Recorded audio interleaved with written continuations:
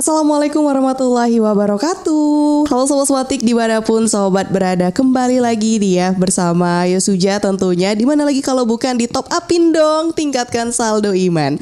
Dan seperti biasa nih Sobat Semantik, kita bersama Bang Musron nih. Gimana kabarnya Bang? Alhamdulillah baik. Alhamdulillah baik ya. Dan kita selalu bersama nih ya untuk mengisi acara Ramadan. Pastinya. Oke, nah gimana nih Sobat Semantik, puasanya lancar ya pastinya ya. Oke, kalau Bang Musron sendiri gimana puasanya? Alhamdulillah dalam puasa ini dari awal hingga waktu berjalan ini insya Allah lancar. Insya Allah lancar sampai Lebaran nanti nih ya. Allah. Masih kuat. Nah Sobat Semantik, kita sudah ada di pertengahan bulan Ramadan nih ya. Nggak kerasa nih Sobat Semantik. Ini gimana nih Bang, biar puasa kita itu bermakna nih di pertengahan bulan Ramadan ini. Terus juga nanti tetap kita bisa istiqomah nantinya. Gimana nih cara kita untuk mengisi malam-malam Ramadan ini biar lebih bermanfaat gitu Bang? Tidak hanya bermakna ya Jak ya. Jadi kita ingin puasa yang kita laksanakan di bulan Ramadan ini, ibadah semuanya itu menjadikan kita jadi pemenang. Oke. Nah, sejak kalau ikut pertandingan kompetisi itu biasanya yang dipilih itu juara berapa saja itu biasanya? Yang pastinya yang menang ya Bang ya. Yang juara juara satu, berapa tuh? Satu, dua gitu minimal. Juara tiga kan. Tiga, Kalau bener. panitianya kaya, banyak uangnya, tambah juara harapan Oh satu, iya, harapan bener. dua, tiga. Nah untuk Ramadan kita semua sobat semantik itu berpeluang menjadi pemenang semua. Oke. Nah tentu harus banyak-banyak kita lakukan kebaikan di bulan Ramadan. Jadi malam-malam Ramadan itu kita bisa perbanyak tadarus Al-Quran. Tadarus itu apa sih? Ya ngaji, baca Quran. Apa perlu kita baca terjemahnya? Kalau kita mampu dan bisa membaca terjemahnya, artinya itu lebih bagus sehingga kita tahu maknanya, kita bisa amalkan. Tapi kalau kita tidak tahu maknanya, yang penting kita baca saja, itu tetap kita akan dapat pahala dan bersih hati kita. Kurang lebih seperti ini ya. Oke. Dulu itu kan enggak tahu sih, kalau zaman saya tuh masih nyicip tuh yang namanya kalau ngambil air tuh pakai timba. Oh, Pernah enggak nimbah air? Nggak pernah. Sudah modern berarti ya, Iya. tinggal ceklek. Nah, Iya bener. Tapi dulu saya pernah nyicip tuh ya kalau ngambil air itu pakai timba. Itu pakai ember, diambil air dapatnya. Nah, kalau kita nimbanya tidak pakai ember, pakai keranjang, kira-kira dapat air enggak itu? Kalau keranjangnya bolong-bolong nggak akan Ya, dapat keranjang kan gitu. belum bolong. Ya berembang. Emangnya ada keranjang yang udah bolong, Bang? Ya siapa tahu yang bawahnya ada ininya gitu Bang. Nah, dapat air enggak itu? Nggak dapat pastinya kan, Nggak dapat udah air kan? Iya udah Nah, capek-capek gitu kan. Tapi minimal walaupun kita tidak dapat air, nimba pakai keranjang, minimal ya keranjang kita bersih. Tiap hari kan ambil cemplungnya airin bersih. Nah, seperti itu kurang lebih bisa dianalogikan seperti itu. Jadi kita baca Al-Quran memang tidak dapat tidak tahu artinya sehingga tidak dapat pesan di sana kan. Tapi karena kita baca terus itu minimal itu hati kita bersih. Nah, makanya cara membersihkan hati itu dengan memperbanyak baca Al-Quran. Baca saja ya satu huruf itu 10 kebaikan. Satu huruf itu bukan Bismillah tapi ba. Nah, itu 10 kebaikan. Ditambah lagi nih bulan Ramadan berkali-kali lipat. Nah, tidak hanya itu, di malam Ramadan, di bulan Ramadan kita perbanyak juga qiyamul lail, tahajud, sholat tarawih, sholat witir gitu ya. Karena fadilahnya luar biasa itu. Fadilahnya itu salah satunya itu kita bisa berbobot kalau ngomong itu. Ninja, pekerjaan apa yang ada kaitannya dengan ngomong? Pekerjaan apa? Oke, yang seperti kita ini. Atau guru kan? ya. Nah, guru kan ngomong kan? Bener. Masih tahu muridnya, terus dosen, terus ustadz, dai itu kan gitu ya menyampaikan. Nah, kalau kita ingin omongan kita berbobot, sekali ngomong tuh langsung masuk ke hati ya, Iya. Tuk, gitu kan? Kayak jelek gitu ya. Mengena, jelek gitu kan? Nah, langsung masuk ke hati. Itu butuh spirit agar omongan kita masuk ke hati. Nah, janji Allah, inna sanulki alaika qaulan sakila. Jadi orang yang dia tahajud, yang qiyamul lail, itu Allah akan berikan perkataan kaulan sakila, perkataan yang berat. Perkataan berat apa sih? Ketika ngomong itu langsung majelep gitu. Majet gitu, langsung Ngena nusuk gitu. Ngena ke hati. Oke. Masuk menusuk dan mantep di dalam itu. Jadi guru terus pejabat kalau ngomong gitu kan, termasuk juga ustadz itu sangat perlu ini spiritual ini supaya ketika dia ngomong itu bisa mempengaruhi orang, masuk di hati orang.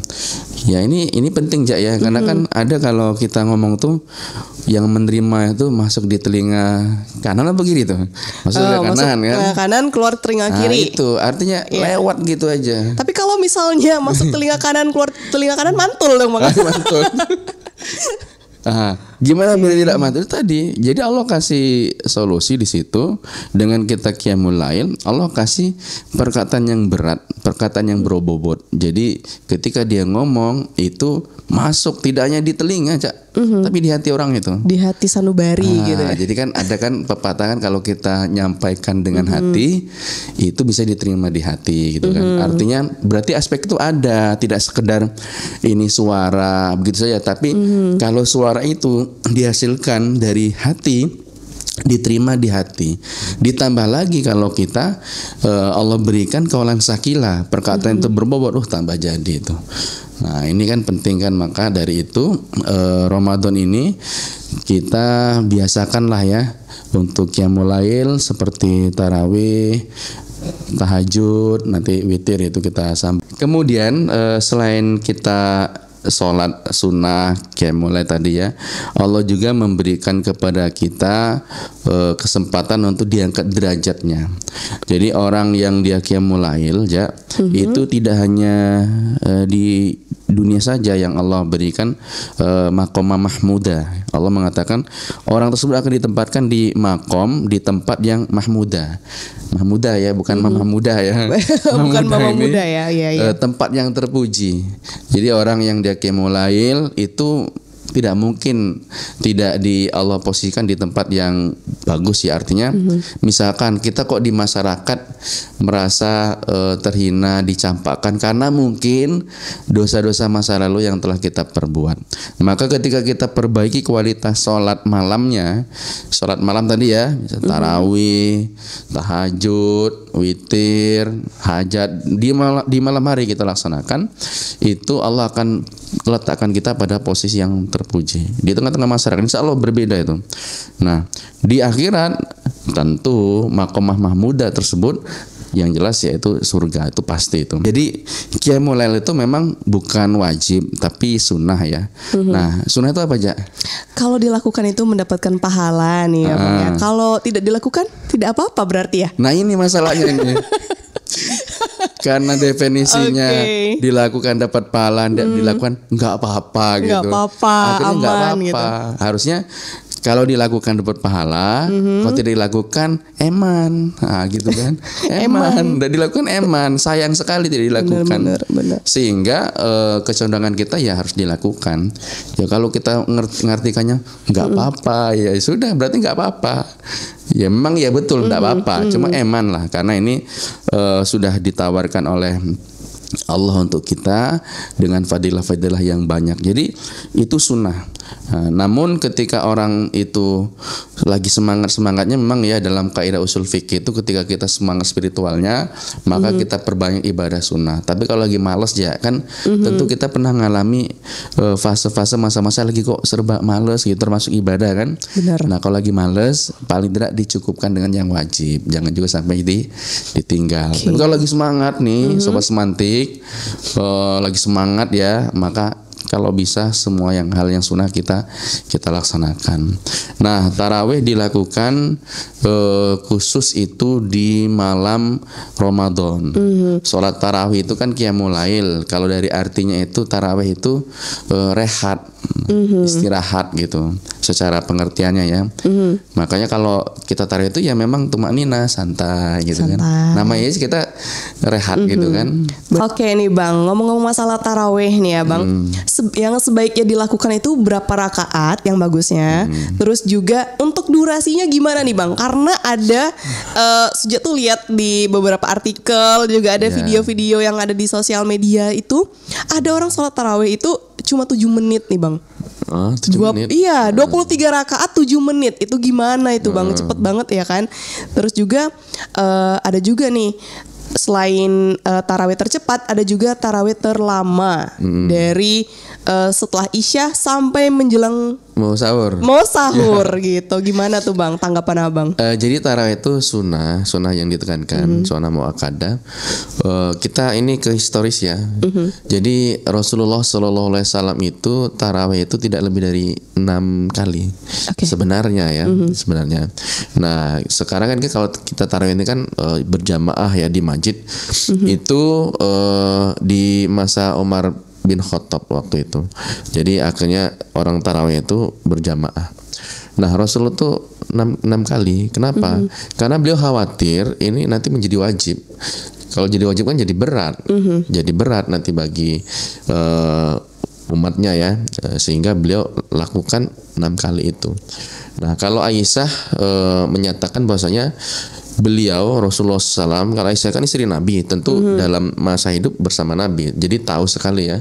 Beliau menyatakan Rasulullah SAW itu ketika di bulan Ramadan itu qiyamul lailnya itu tidak lebih dari 11 sampai 13 rakaat, tidak lebih dari itu. Dan di bulan lain-lainnya juga sama. Artinya qiyamul lail beliau, tahajud beliau rakaatnya segitu aja. Nah, makanya kalau kita ingin mencontoh Rasulullah SAW terkait tarawih, ya bilangan rakaatnya seperti itu, dan itu tumakninah. Nah memang ada ya dari apa yang disampaikan oleh Aisyah juga bahwasanya Rasulullah itu kalau sholat tuh sampai kakinya bengkak-bengkak itu, saking lamanya kan. Tapi kan sendirian aja, sendirian kan, tidak berjamaah gitu. Makanya kalau ada masjid, imamnya baca surat dalam sholat tarawih itu sampai satu malam sampai 30 juz, itu enggak terbayang itu seperti apa lamanya. Atau kebalikannya, ini bisa jadi cepat itu. Karena satu malam 30 juz. 30 juz ya. Saya ini kalau tadarus itu sekitar setengah jam 1 juz kali 30 ya. Berarti kan pasti cepat itu. Benar. Tentu hitungnya cepat. Nah, makanya karena tarawih ini santai, istirahat, makanya kita laksanakan sesuai dengan tuntunannya, tumakninah gitu kan. Nah, kan ada yang 7 menitnya, gaspol berarti itu. 23 rakaat tapi 7 menit, enggak terbayang itu. Yang dibaca bisa jadi itu cuma Bismillahirrahmanirrahim, Al-Fatihah itu kan, baca waladhdallin amin, Bismillahirrahmanirrahim, Yasin, Allahu Akbar. Jadi satu ayat aja. Surat Yasin itu bisa di Yasin atau Alif Lam Mim, Allahu Akbar. Karena memang sah itu. Membaca cuma satu ayat kan dalam surat itu. Cuma kan mencuri sholat. Apa sih mencuri sholat itu? Tidak menyempurnakan ruku dan sujud. Ruku dan sujudnya tidak sempurna, baru nempel. Nah kayak ini ayam lagi matok makanan gitu kan, langsung. Jadi itu tidak sesuai dengan tumakninah. Jadi sebaiknya kita rehat, santai sholatnya. Nah di situ kan kita memperbanyak ini ya, di sela-sela ketika antara rakaat yang satu dengan yang lainnya, di sela-sela itu kita memperbanyak doa sebagaimana diajarkan Nabi, Allahumma innaka afun karim tuhibbul afwa wa'fu anna. Jadi ketika selesai kita sholat tarawih itu kan 2 rakaat, salam gitu kan. Nah itu kita doa itu. Jadi kalau misalkan gaspol, kapan lagi kita doanya, tidak sempat lagi ya. Nah jadi ada yang tercepat gitu ya, ada juga yang terlama sampai menjelang sahur. Nah, jadi itu juga bagi kita yang mampu silakan ya sendirian. Tapi kalau kita berjamaah, maka imam itu harus melihat situasi kondisi, lihat jamaahnya seperti apa. Sudah banyak yang tua, tentu tidak kuat seperti itu ya. Jadi kalau kita laksanakan sendiri ya silakan. Tapi kalau ini kaitannya kita berjamaah, maka kita harus lihat kondisi jamaah kita. Saya yakin lah itu. Seandainya aja ya, surat Al-Ikhlas itu bisa dibagi 3. Nah itu dibagi 3 itu, saking senangnya orang tuh. Surat andalan. Nah kalau lagi tarawih itu, surat andalan apa yang mau didengar itu? Surat andalan imam. Surat andalan imam yang pendek-pendek biasanya. Maunya pendek-pendek kan. Iya. Itu tadi. Pokoknya kalau misalkan masuk ke list on the spot ya, daftar surat favorit. Trikul. Yakin itu, pasti orang seneng itu. 3 kul itu pasti itu. Bahkan sebenarnya kalau mau dibagi pun jadi 2, jadi 3 itu seneng orang kan. Artinya apa? Jamaah itu senang santai, terus enggak panjang-panjang. Ya, itu harus dipahami oleh imam ya terkait hal itu. Jadi yang kita lakukan ya biar Ramadan kita itu mendapatkan pahala, terus juga kita bisa tetap istiqomah nantinya. Yang kita harus lakukan itu ya sholat wajib jangan lupa ya Bang ya. Terus juga taraweh, tadarus nih ya. Nah kalau ngomong-ngomong tadarus nih Bang, kalau misalnya nih ya ada seseorang itu yang mungkin bacaannya kurang lancar atau mungkin belum bisa membaca Al-Quran, gimana tuh Bang? Ya baca surat yang dihafal. Jadi kalau misalkan dia memang nggak bisa sama sekali baca Quran ya bisanya dia membaca masih Iqra. Ya misalnya Iqra 1 bulakan. Ya bacalah itu. Karena 1 huruf itu 10 kebaikan kan. Baca ya. Jadi mulai ngaji di malam Ramadan itu mulailah baca itu. Nah kalau mau membaca surat full yang dihafal, masa ada satupun surat yang nyantol sih? Nah, pasti ada lah kan. Nah, itu silakan diulang-ulang dibaca untuk menambah. Karena gini sobat semantik, kita kan ingin meraih Lailatul Qadar. Jadi makanya setiap malam upayakan walaupun hanya sebentar saja. Kita misalkan baca hafalnya 3 kul saja. Dan 3 kul kita baca sebelum tidur. Kalau dapat itu malam ternyata Lailatul Qadar, kan kebaikannya seperti 83 tahun kita baca itu. Jadi kalau dia tidak bisa baca Al-Qur'an ya. Nah, ya baca Iqra. Baca Iqra nggak apa-apa ya. Iqra, ya. Walaupun sudah akil balik ya Bang ya. Walaupun dia sudah berjenggot, berkumis gitu kan. Jenggot kumisnya memutih gitu. Baca Iqra. Kenapa? Karena 1 huruf itu 10 kebaikan dan di bulan Ramadan dilipat gandakan. Di buku Iqra itu kan sebenarnya ayat-ayat semua itu. Kalau sudah di jilid 4, 5, 6 itu sama, itu ayat-ayat Al-Qur'an. Tapi kalau jilid 1 ya berarti masih a, ba, ta gitu, enggak apa-apa. Atau ya dia kan tentu kalau sholat kan dengar imam baca surat ya. Itu otomatis kan tidak langsung apal lah paling enggak ya. Nah, itu diulang-ulang. Jadi misalkan dia baca surat 3 kul tuh kan, dia hafalnya cuma 3 kul, baca aja terus. Nah kenapa harus demikian? Karena kita tidak tahu kapan Lailatul Qadar kan. Nah, kalau kita konsisten setiap malam baca itu, nah siapa tahu pas itu malam Lailatul Qadar kan sama saja seperti kita ngaji tadarus Al-Qur'an sampai 83 tahunan yang belum tentu umur kita nyampe ke situ kan. Nah, makanya harus konsisten. Tidak hanya tadarus Al-Qur'an tadi ya, kita juga perbanyak sholat kita tadi kan. Karena ini paling tidak akan menenangkan ya, selain fadilah tadi yang telah saya paparkan tadi ya, menenangkan. Orang kan banyak ikut ini ya, apa di kota-kota besar tuh yoga namanya. Tahu yoga aja?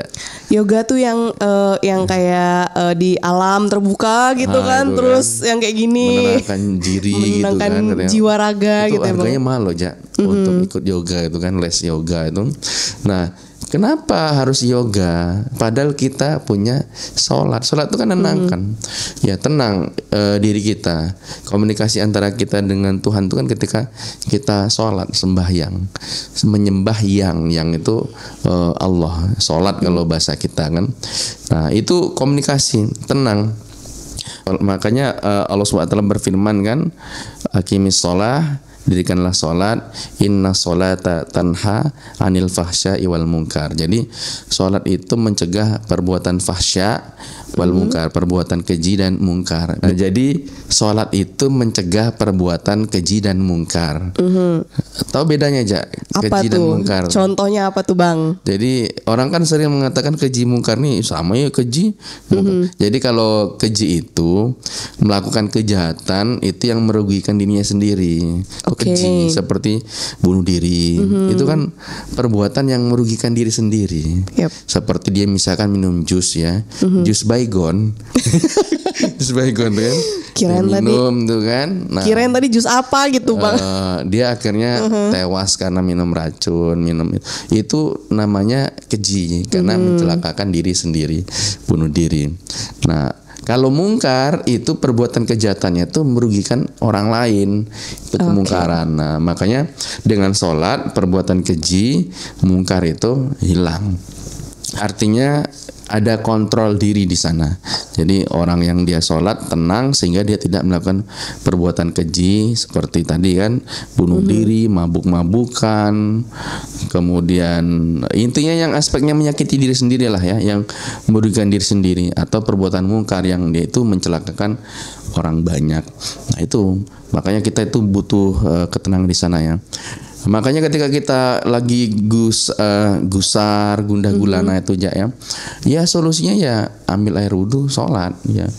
Sampai tingkat kan kalau hilang kunci kan, hilang sesuatu, coba ingatnya kapan? Pas lagi sholat biasanya kan, tuh Bang. Pas kehilangan kunci motor di mana lah ya. Tadi dompet di mana ya, bingung kan. Nah solusinya coba sholat, langsung teringat itu. Ya bener. Nah teringat kan. Jadi sholat apa itu? 2 rakaat. Sholat untuk mencari barang hilang gitu. Jadi itu memang di sana. Jadi tenang, kita solusi semua hal. Jadi lakukan sholat. Bahkan sholat ini adalah ini tiangnya agama ya. Jadi kalau kita bikin rumah, ada pondasi di situ, kemudian ada atapnya bagus, ada tembok, tapi kalau tidak ada tiang, sudah pasti itu roboh. Akan roboh, bener banget. Jadi gitu betapa pentingnya sholat tuh ya. Karena kalau kita meninggalkan sholat itu runtuh agama. Nah ini kebetulan ada pena aja. Nah, kita main game dulu ya. Nah coba pegang aja. Ini biar kelihatan ya Bang di kamera gini. Coba sekarang ya. Jari kelingkingnya lepaskan dari pena. Nah, ini masih pegang nih kan. Masih. Kemudian jari manis. Jari manis. Jari tengah. Jari tengah. Masih terpegang ja? Masih, ini tinggal 2 nih Bang. Coba yang telunjuk ja. Minggirkan. Gak bisa nih Bang. Jatuh nih. Lepas. Jatuh. Enggak bisa ya. Enggak bisa. Artinya Sobat Semantik, 2 ini syahadat dan sholat. Jadi kalau kita lepaskan ini, kita tidak haji masih bisa kepegang ya. Kita tidak zakat masih kita bisa pegang ya.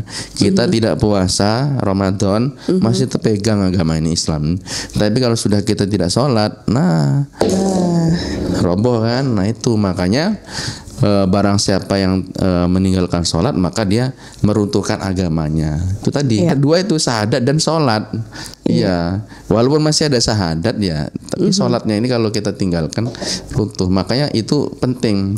Mau seperti apapun model kita, jangan tinggalkan sholat ya. Seperti apa bentuk model kita, entah ahli maksiat kah atau apapun itu, tetap sholat harus jalan. Walaupun kita ngerasa kita belum baik nih ya Bang sebagai manusia gitu kan, kita harus tetap melaksanakan sholat karena itu kewajiban. Dan kalau sholatnya baik, maka insya Allah baik semua seluruh amal perbuatan. Nah itu ya. Jadi momentum Ramadan ini perbanyak sholat wajib tuh pasti ya harus ya. Kemudian sholat sunnahnya tadi ya, bisa tarawih, tahajud, yang fadilah nanti akan banyak kita dapatkan. Sobat Semantik nih ya, masih semangat nih ya Sobat Semantik. Nah Bang, kalau misalnya nih ya kita lagi sholat tahajud nih sejak mau tanya, terus udah selesai sholat tahajud tuh otomatis kan tidur lagi biasanya. Nah tidur. Terus pas tidur lagi itu malah ketiduran gitu bang. Iya. Jadi subuhnya terlewat. Gimana tuh bang? Terlewat. Ya agak telat dikit lah gitu subuhnya. Padahal prioritasnya itu subuh, iya. Subuh itu wajib, tahajud itu sunnah. Jadi kalau sampai kita tertidur bahkan sampai tertinggal bahkan sampai tidak sholat subuh itu keliru. Jadi kita utamakan yang wajib, ya. Baru kita laksanakan yang sunnah. Jadi kalau sunnah itu justru membuat kita terhalang melaksanakan yang wajib karena kecapean mungkin ya, capean gitu, akhirnya ketiduran, berarti mending prioritaskan kita bisa bangun subuh. Jadi jangan keliru ya, kita prioritaskan yang seperti ini kan.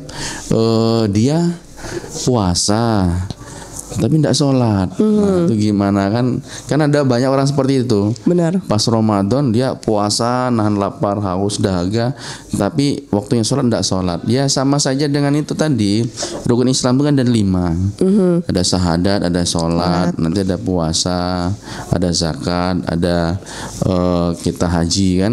Nah kalau kita tidak laksanakan rukun itu ya belum sempurna, karena rukun itu kan sesuatu yang membuat dia itu sah atau tidak. Syarat dia itu seperti orang sholat itu kan rukunnya itu ada takbiratul ikram. Kalau tidak takbir tidak sah sholatnya. Jadi kalau rukun Islam kalau salah satu tidak dilaksanakan berarti Islamnya masih dipertanyakan, Islam KTP gitulah kan, atau agama Islam tanda tanya masih kan, karena tadi salah satu rukunnya tidak dilaksanakan. Makanya tadi puasa juga tetap sholat karena sama-sama wajib. Nah ini kan kenapa Rasulullah pun demikian, tarawih itu 6 kali ya, karena khawatir itu diwajibkan jadi sunnah kan akhirnya kan. Bagi orang yang terhalang karena itu sunnah ya enggak apa-apa. Cuma kalau persepsinya gini ya, orang tarawih itu kan biasanya kan jamaah kan ke masjid.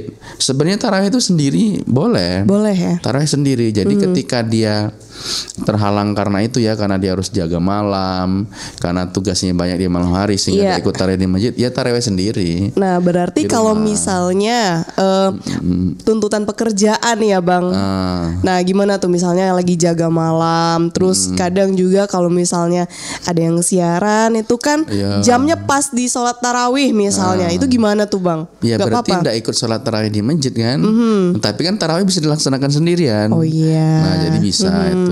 Yang jelas ini juga sunnah, artinya jangan sampai akhirnya dia tinggalkan pekerjaannya. Ya memang kerjanya itu untuk tarawih, sementara disitulah dia mencari nafkah. Itu keliru juga kan.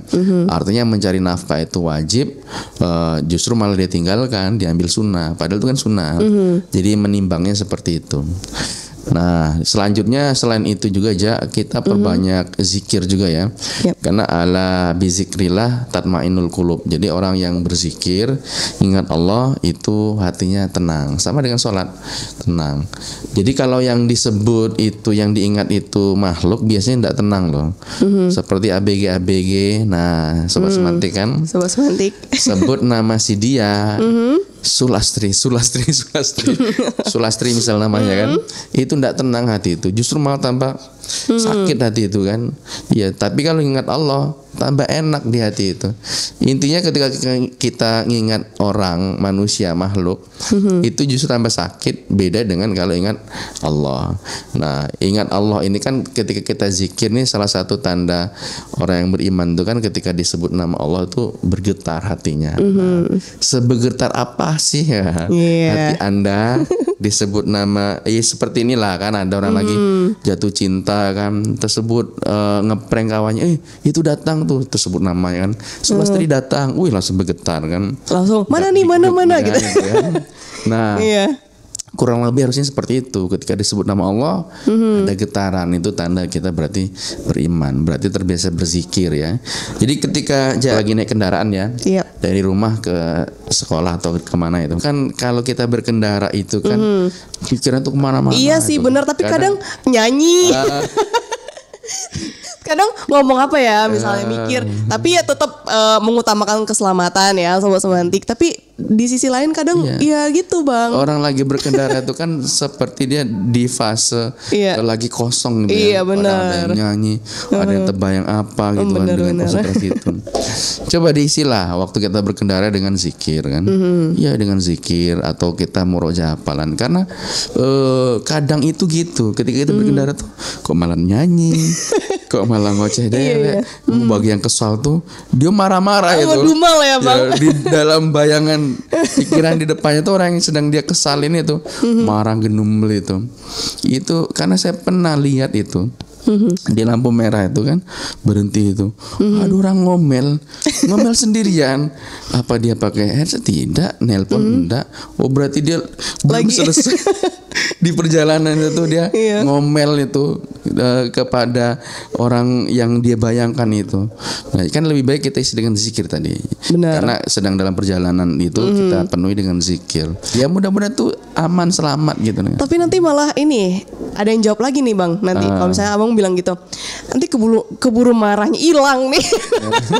Gimana nah, justru dengan itulah kita bisa kontrol diri kita. Karena sifatnya marah itu kan dari setan ya, dari api. Makanya kita harus senantiasa berzikir supaya itu luluh hati kita kan. Benar. Kalau kita marah-marah mengikuti marah itu intinya ketika kita marah setelah itu nyesal. Pasti nyesal. Makanya Rasulullah ngajarkan tuh ketika kita marah kita suruh ganti posisi ya. Oke. Marahnya berdiri kan. Kamu nih duduk masih ngomel dia kan. Ingat ya kamu ya keluar semua kebun binatang. Nah, baring. Woi awas ya. Siram kalau seperti itu karena setan dari api akan padam ketika disiram oleh air. Makanya Rasul ngajarkan suruh wudu kalau lagi marah. Apalagi Ramadan ya ini ngurangi loh ya. Jadi marah ini mengurangi pahala puasa. Kenapa? Karena kan kita disuruh sabar, suruh mengendalikan emosi. Kok malah marah kan? Jadi itu tadi dengan berzikir insya Allah jadi sabar kita kan. Ingat Allah kan. Oke sobat semantik, luar biasa sekali dia obrolan kita, masya Allah banget nih ya. Udah nggak kerasa nih bang, udah di pertengahan Ramadan kita. Bentar lagi Lebaran nih. Iya, bentar lagi Lebaran nih ya, mengisi top upin tentunya. Sobat semantik jangan lupa di like, komen, di apa lagi nih bang, di subscribe. Mau nanya juga bisa langsung komen. Mau nanya juga bisa di bawah ini ya, di kolom komentar tentunya. Nah bang, menarik sekali ya obrolan kita hari ini ya. Tidak ada habis-habisnya menebar kebaikan nih bang. Betul. Untuk sobat semantik ya, dan untuk diri kita juga nih. Dan juga nambah ilmu tentunya. Mentop up diri juga nih sobat semantik ya. Sampai di sini dulu perjumpaan kita di episode kali ini ya. Jangan lupa nonton terus ya program Ramadan, program yang spesial tentunya ya bang ya. Top upin dong, tingkatkan saldo iman Anda nih. Oke Bang Musron, terima kasih ya udah ke sini. Dan kita masih ada lagi nih nanti ya. Iya, masih ada episode selanjutnya. Iya, sampai Lebaran nanti nih sobat semantik ya. Dan Yesuja dan juga Bang Musron pamit undur diri dulu sobat semantik. Wassalamualaikum warahmatullahi wabarakatuh. Dadah. Waalaikumsalam.